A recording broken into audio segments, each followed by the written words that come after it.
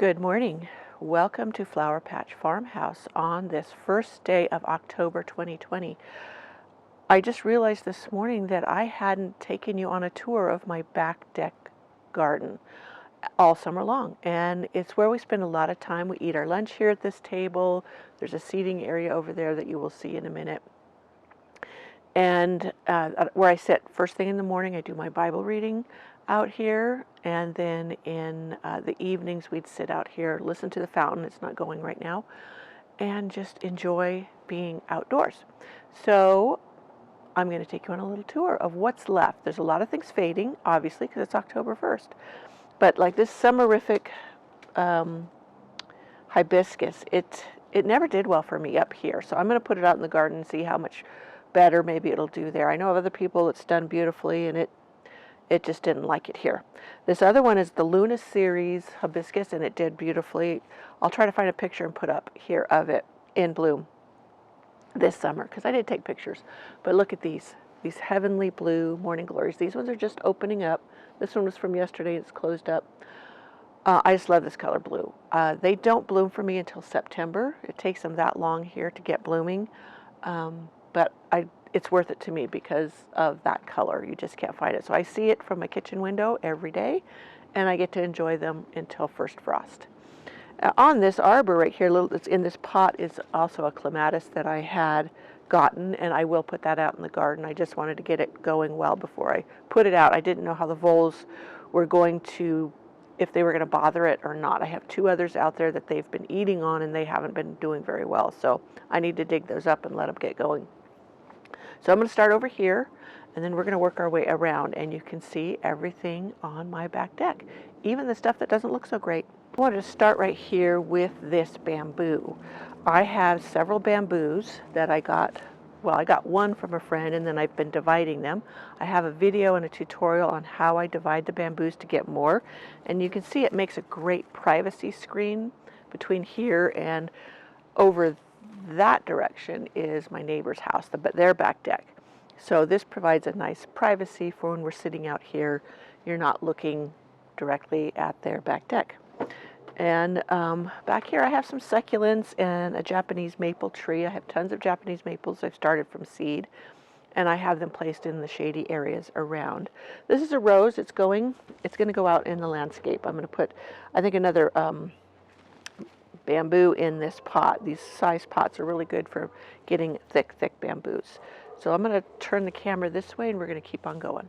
About these petunias here in this window box, plastic window box. These are the self-watering ones. These were cheapies I got from Walmart several years ago, and they've lasted. But they have a little reservoir, and they're self-watering. But these petunias, all of these petunias in these window boxes are volunteers. They came back from last year from petunias I had. That's why I love the old-fashioned petunias that go to seed. I've not had to deadhead these. I've not had to trim them back to keep them from being leggy. They have just performed beautifully. And right now I'm trying to get seeds from them. I'm collecting the seeds to either put back in the window box or start in other pots. I do not dump these. I don't take these out, the soil out. I just refresh it, and because a lot of these seeds are in here and they will come back up. I sometimes will put violas in here when the petunias fade. The violas will live through the winter. They don't really perform well, but come spring, because they're already established, they just bloom out so beautifully earlier than if I have to buy them and put them in the springtime. So that being said, I also have tons of violas that came back from seed. They're all in my garden. I'm digging them up and putting them in small containers so that I can plant them in my window boxes. So that's why I have perpetual flowers, and I don't have to spend any more money on either seeds or plants. So anyways, these have just done gorgeous. Now I did start the alyssum from seed. That's from Botanical Interest. It's called Tiny Tim. It has always done beautifully for me.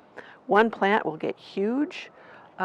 These ones, are several in here, and they mix with the petunias, so they stay smaller, but they just add that little pop of white I absolutely love. That adds a good softening effect to the pink pinks, purples, lavenders. There's just these things have all mixed and created just some beautiful colors. Let's move over here. I have tons of geraniums that I have overwintered each year, and I just love having them to pull out of the basement. I have a full tutorial on how I overwinter geraniums. It's on my blog. And then you just pull them out of the basement like I do and let them grow on. I have several that I grew from seed. Also, this one is, I've showed you close up before, but it's got speckles on it. And that one is called Raspberry Ripple. Sounds like an exotic drink, but I've never seen that anywhere again. I can't even find the seeds, so I try to preserve it. I also take cuttings from them to get more, and that way I know I have extra plants. More of my petunias. Let me zoom in. Petunias in one of the same window boxes, but I put it inside the cedar window box I built from fence boards, which kind of keeps them there. The raccoons are terrible about knocking things off my rails, so this helps prevent that. But these were all volunteers too, and they were in different pots, and I put them all in this container with the alyssum, and it's another. My whole rail is just covered with petunias, and it just makes for a pretty display. Now on to the not so pretty. This tomato, poor thing, it's just had it. Its day is done. I'm going to take it out of that pot and throw it in the compost heap, and I have others in containers I'm going to put in the greenhouse and maybe get tomatoes further into maybe even December. So this one I don't need it, and it's just spent. Even though it has a lot of little cherry tomatoes on it right now, it's just done. Over here, my DIY potting bench. It's also, I have a tutorial on the website on how to build it. Let me step back a little bit so you can get the full view. It's made from fence boards and inexpensive lumber. It's been out here probably 7 years, and it's done just fine. I have painted it in the past. It's chipped and peeled. The best paint I used on it was the Annie Sloan chalk paint. It did not peel. It just wore down over the years, and that was if I was to repaint it, that's the paint I would use. But I think I'm just going to stain it with the deck stain. Maybe get a whitewash deck stain and stain it and call it good. These down here, these petunias, I'm going to do a whole video of it from planting all the way to now, to how gorgeous they have done. These are the bushel basket, galvanized bushel basket tubs from Tractor Supply. I have alliums in it that did beautifully in the spring. And then I planted up these are the pink wave petunias, and they have done gorgeous all summer. I've not had to deadhead, cut them back, nothing. They've just bloomed beautifully. The ones in the tub above, those ones are the volunteers. Again, I just have them in 1 gallon cans from the nursery, and tucked into this little galvanized tub. Let me walk over here. They're tucked into a galvanized tub that I got at Walmart. It's a cute little tub. And so you just have these in the regular cans stuck in here. This is a creeping Jenny, and that makes a great hanging, what do they say, spiller, but I have it in its own container. I don't have it in with these, because this can spread. I had one of these in one of those window boxes, and it just took over, choked everything else out. Another boxwood I'm going to make a topiary with. Back here is my, this is rosemary that I've made topiary with, and I need to give it a trim, but I'm going to have a whole tutorial on how I do that. I start the rosemary from cuttings and just make topiaries, and they smell, oh, so yummy. I switch them out. They don't like to be in the house very much, so I'll bring them out and then bring them in, and then I'll bring a second set in when these start to look, oh, like they're not liking it inside. Okay, on over to our seating area. Well, I got interrupted, had to go do something, and came back so I could finish up our little tour. So right here is the potting bench. Then we're going to come over to the seating area. I went ahead and got my other towel put on my chairs. I usually tuck them in a little bit better so they look a little tidier, but They work as covers, and I like the blue shade, and they're pretty comfy and easy to wash. All along the back is, let's see if I can get that to focus in there, my Japanese maples. One is blood good, and the others, most of them are ones I started from seed or a friend started from seed. I have one called Spring Delight too, and then I have a crimson queen down in the side garden. But I have tons of the Japanese maples, like I said, I like to have in the shade, and it creates a very verdant area that I enjoy as a nice backdrop behind my patio seating. Over here is kind of where, or not, I don't know why I say kind of. Over here on this shelf are my Christmas cactuses and Thanksgiving cactus that I let over summer on the back deck. And when they get this bright light during the summer, this is mostly shaded. It gets a hint of sun during a portion of the day, but mostly it's shaded. But they get the bright light, and they will bloom a lot better come up here pretty soon if they've been outside getting this light. I'm going to take an insecticidal soap, wash them down, and then wash the soap off just to make sure there's no bugs in there, and then I'll go put them in my studio where they get a lot of light and they bloom beautifully. Probably starting in about another month they'll start blooming. So along the stairs over there, more petunias.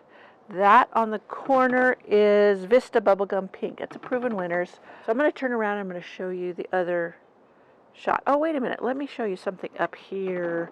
I love this little container, hanging container. It looks like 2 colanders. I got that at Tractor Supply, and I put a petunia and alyssum in it, and the top one has a succulent sedum, and I just have really enjoyed it. I think I'm going to put that purple sedum that I have in the garden in the lower section for the winter. It will overwinter, and it'll just be really pretty in that whole thing. So let's turn around. And over here's the side porch. You can see the barbecue here, and that goes along the side of the house, and on the outside of it is the side garden. And here's another bamboo, nice big lush bamboo. I think I'm going to put this in that bigger pot that I showed you earlier that I was going to take the rose out of, and this one will give it more space to grow. And I may put it down by my studio where I have a patio area, and it'll provide a screen from the road, and that'll work nice. And there is facing back towards where we started. Over there's by that bamboo back there. And here is a little raised platform deck. We had been going to expand the kitchen and decided not to. And then we thought we'd put a hot tub on here, but we ended up not doing that either. So we just have our table and chairs here, and I have different foliage. This tub right here is one I did the video on with the petunias too, of how I planted plants that I had overwintered, like the calibrachoa was one that I had overwintered, and that whole container was done for basically free because I reused the soil, I used plants I had, and it has just been beautiful all summer long. Below it, here, that is lamium. I just had a little piece and I stuck in there with a grape punch calibrachoa, and the grape punch didn't make it, it died. I think I overwatered it, but the lamium just took off like crazy. A little bit of the tiny Tim alyssum was in there from last year, and it seeded itself, and then it also has been putting on some flowers, but I've really enjoyed that as a planter on the porch. So I have a cucumber I grew in a pot there, and right behind it is the tomato I will put in the greenhouse. But as you can see, a pretty deck to enjoy easily. We step out from the dining area, which is right through that slider door, and also we can view this all summer from the dining room and even the living room. So it just makes it nice to be able to look out and see a beautiful garden. And that, my friends, is my back deck all planted up. And I did a post on planting these containers with bulbs.